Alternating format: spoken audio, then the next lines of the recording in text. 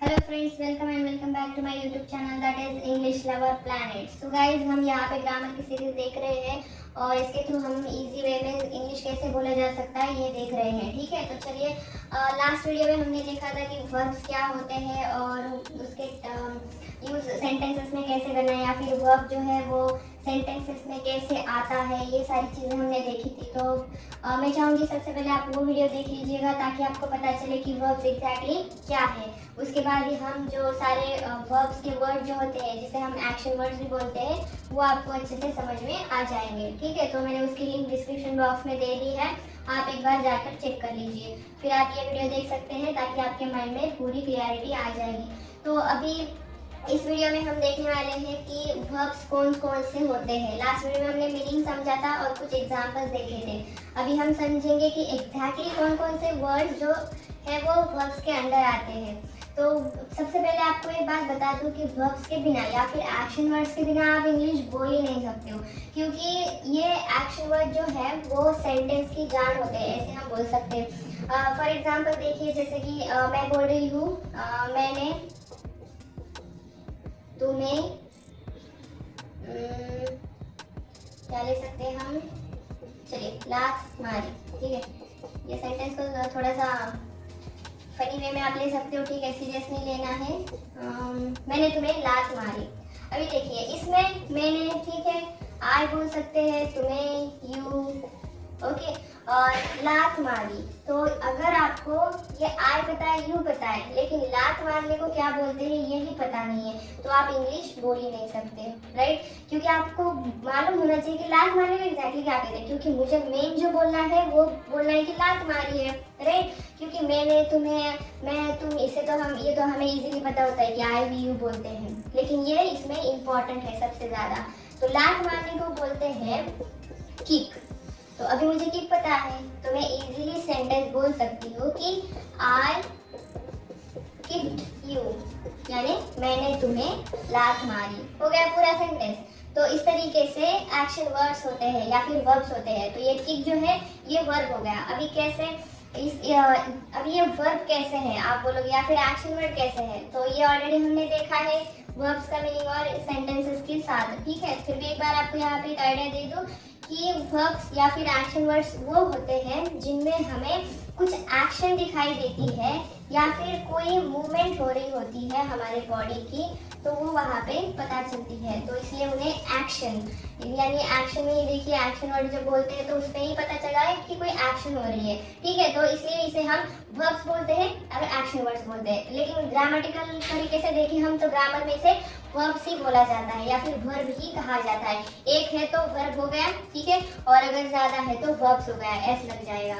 ठीक है, ये बात भी आप याद रख सकते हो। तो चलिए, जैसे अभी हमने ये देखा कि किक यानी लात मारना है और ये आ गया, तो हम पूरा सेंटेंस भी बना सकते हैं और सेंटेंस बना पाए तो हम पूरा इंग्लिश भी बोल पाएंगे, राइट। तो इसलिए आज हम बहुत सारे वर्ब्स देखने वाले हैं, ठीक है, एक्शन वर्ड्स देखने वाले हैं। तो चलिए बिना देर किए आगे बढ़ते हैं और सारे जो इम्पोर्टेंट वर्ब्स है जो हमें डेली बोलने में मदद करेंगे, जैसे आप कभी भी कहीं, सपोज आप ऑफिस जाते हो, स्कूल जाते हो, कॉलेज जाते हो, या फिर कोई वर्क फ्रॉम होम करते हो, घर पे ही रहते हो, कुछ भी हो, तो आपको सभी जगह पे जो वर्ब्स है काम आएंगे, ऐसे वर्ब्स आज हम देखने वाले। तो चलिए वीडियो के लास्ट तक आप देखिएगा ताकि एक ना एक आपको हेल्पिंग वर्ब पता चले, सॉरी वर्ब पता चले, एक्शन वर्ड पता चले। ठीक है, तो चलिए आगे बढ़ते हैं और एक एक करके देखते हैं।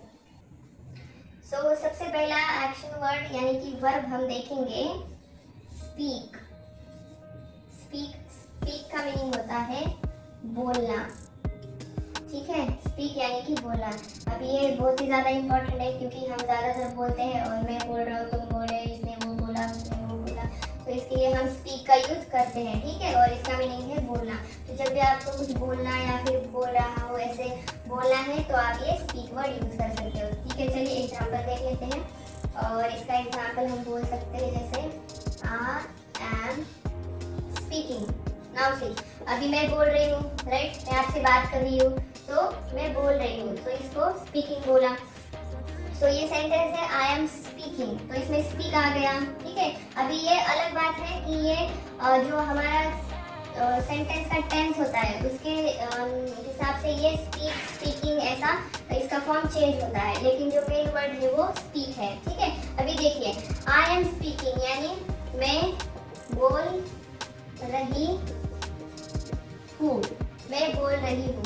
तो अभी बोलना आ गया इसमें, और कौन से एक्शन दिखाई दे रही है, बोलने की। तो जब मैं बात करती हूँ, जब मैं आपसे बोल रही हूँ कुछ, तो मेरी कोई तो बॉडी पार्ट की मूवमेंट हो रही है, राइट, और एक्शन हो रही है, इसलिए तो हम इसे फिर एक्शन वर्ड बोलते हैं, वर्ब बोलते हैं। चलिए ये हमारा पहला वर्ब हो गया।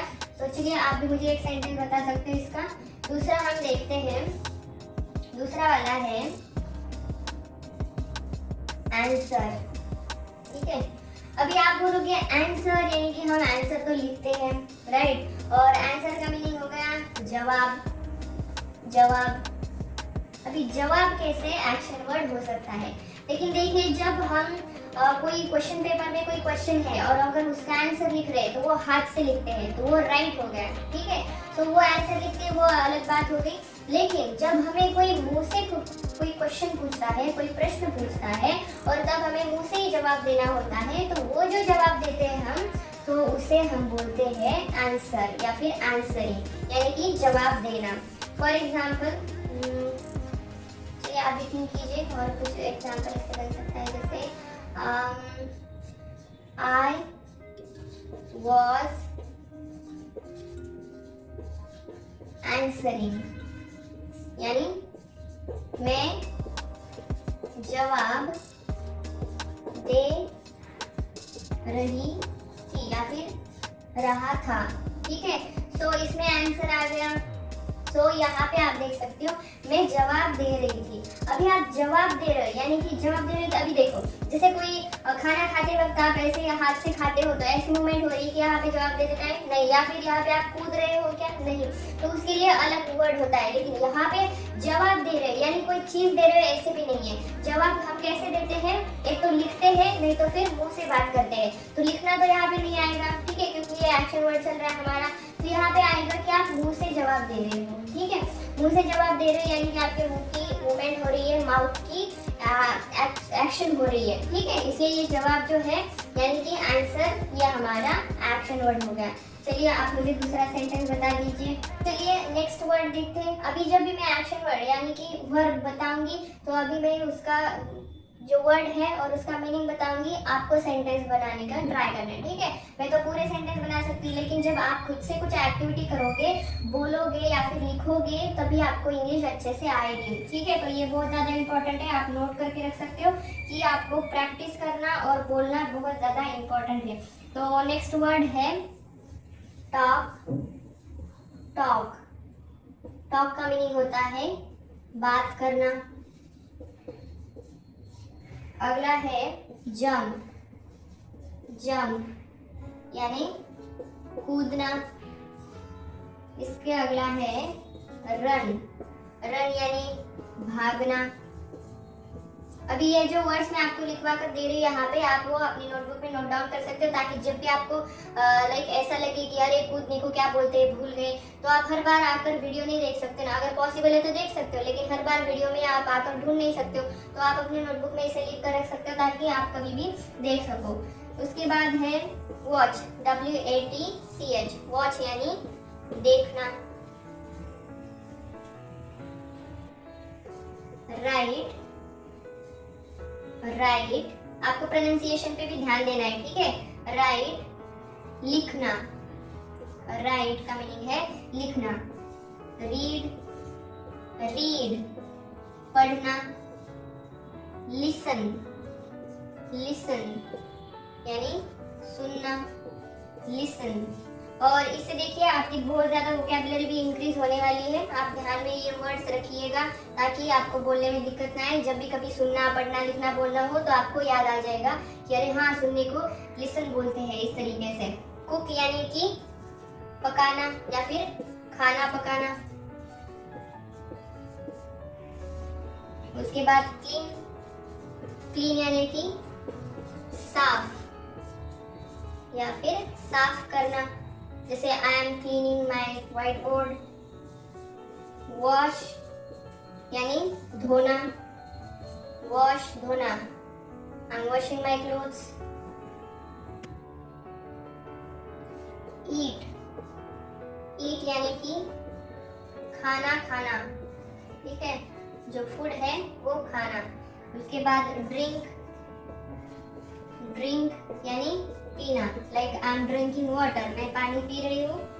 ड्रॉ, ड्रॉ यानी कि चित्र बनाना, चित्र बनाना, I am drawing.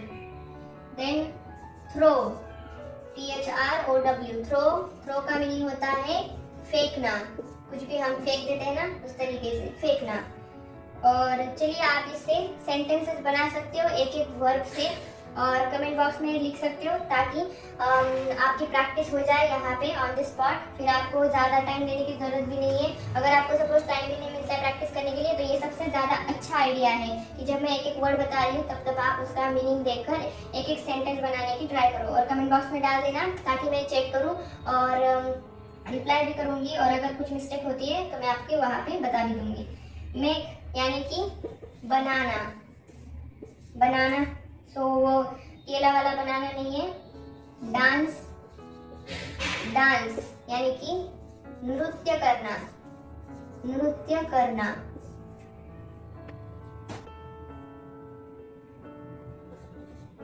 Help, help यानी मदद करना। Then get up, get up यानी उठ जाना, उठ जाना। फ्लाई, फ्लाई यानी उड़ना। सेल, सेल का मीनिंग होता है बेचना, कोई चीज है ना हम बेच देते हैं इस तरीके से। देन डिग, डिग का मीनिंग है खोदना, जैसे हम गड्ढा खोदते हैं ना, सो डिग बोलते हैं उसे।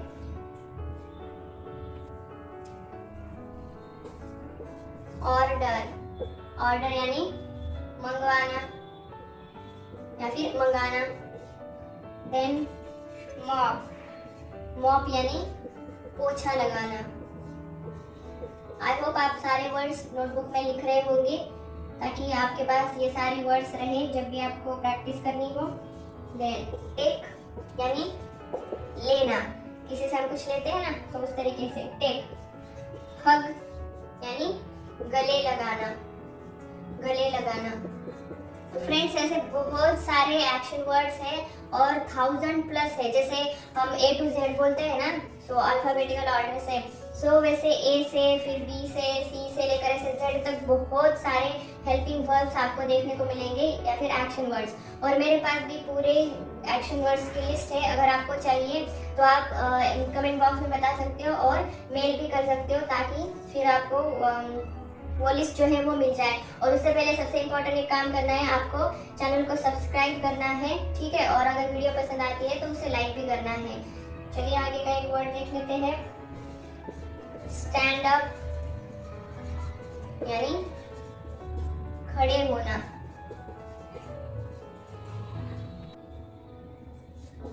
होल्ड, होल्ड यानी पकड़ना, पकड़ना। उसके बाद फीड, फीड, FEED, फीड यानी खिलाना। अगर हम किसी को कुछ खिलाते हैं तो उसे फीड बोलते हैं, FEED, फीड। लर्न, लर्न सीखना, सीखना। और इसी का जैसे सिखाना होता है तो उसे टीच बोलते हैं, टीच यानी सिखाना, सीखना, सिखाना। उसके बाद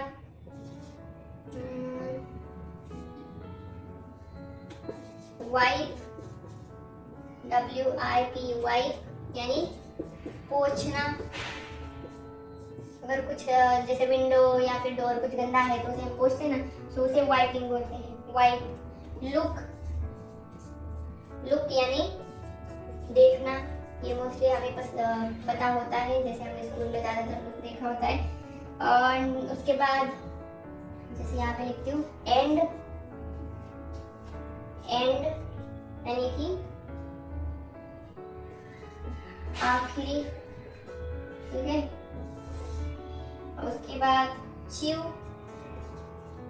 च्यू यानी चबाना, जैसे हम खाते हैं ना, तो जैसे हमने मुंह में निवाला ले लिया तो उसे दांत से चबाते, तो वो चबाना यानी कि च्यू हो गया। उसके बाद कट यानी काटना, तो फ्रूट सब्जी वगैरह हम काटते हैं। देन क्लाइंब, क्लाइंब यानी चढ़ना। और एक आखिरी देख लेते हैं, क्रॉल, CRAWL, क्रॉल यानी घुटनों के बल रेंगना। जैसे बेबी क्रॉल करता है ना, घुटनों के बल रेंगता है, तो उसे क्रॉल बोलते हैं। तो इस तरीके से हमने बहुत सारे पता नहीं क्यों हेल्पिंग वर्ड्स भी आ रहे हैं मुंह में, वर्ड्स देख लिए, ठीक है, एक्शन वर्ड्स। और आई होप आपने क्रॉल तक पूरे लिख लिए होंगे, ताकि आपको जो आपकी वोकैबुलरी इंक्रीज होने में मदद हो। अभी देखिए, अभी आपने ये वीडियो देखी होगी, सारे वर्ड्स देखे होंगे, पढ़े होंगे, ठीक है। कभी कभी आपको कुछ बहुत ज़्यादा इजी भी लगे होंगे, लेकिन जो सबसे ज़्यादा इजी लगता है ना, कभी कभी वही बोलते टाइम याद ही नहीं आता है। तो इसके लिए क्या करना है, आपको प्रैक्टिस प्रैक्टिस और प्रैक्टिस करनी है। तो सबसे पहले तो ये सारे जो वर्ड्स हमने देखे एक्शन वर्ड्स, तो वो एक्शन वर्ड्स आपको पूरे लिख लेने हैं, ठीक है। अगर लिख लिए हैं तो डेली इनकी प्रैक्टिस करनी है। जब जब ये सारी चीज़ें बोलने का टाइम आता है तो उस सिचुएशन में ये वर्ड्स आपको यूज़ करने हैं, ताकि जब भी आप यूज़ करोगे ना, सपोज एंड वर्ड है तो ये आपने 2-4 बार यूज़ कर लिया दिन में, तो ऐसे डेली करोगे तो ये आपको इजीली फिर याद हो जाएगा और आप इजीली बोल पाओगे। तो सभी के बारे में सेम है, ठीक है। सभी वर्ड्स आपको बोलते रहने हैं, प्रैक्टिस करनी है। और आई होप आज के वीडियो में आपको जो हमने सीखा है वो पसंद आया होगा, और आप मैंने जो बताया वो आप फॉलो करोगे। देखिए, अगर सारी चीज़ें अच्छे से फॉलो करोगे ना, तो at the end of the day आपको इम्प्रूवमेंट ज़रूर दिखेगी, और 100% दिखेगी। क्योंकि अगर हम जितनी प्रैक्टिस करते हैं ना, एक एक चीज़ को जितनी बार बोलते हैं, लिखते हैं, पढ़ते हैं, सुनते हैं, तो वो चीज़ 100% याद हो ही जाती है। और इसी तरीके से तो हम इंग्लिश सीखते हैं, ठीक है। चलिए, ज़्यादा नहीं बोलूँगी, आपको जितना बताया है आई होप वो आप फॉलो करोगे। और वीडियो पसंद आती है तो लाइक कीजिएगा और चैनल को सब्सक्राइब कीजिएगा, ताकि जो हम नेक्स्ट टॉपिक देखेंगे वो आपको ईजिली चैनल पे मिल जाएगा। और अगर आपको वो वर्ब्स की लिस्ट चाहिए तो आप एक मेल मुझे कर सकते हो। तो चलिए, मिलते हैं नेक्स्ट क्लास में कुछ अलग टॉपिक के साथ।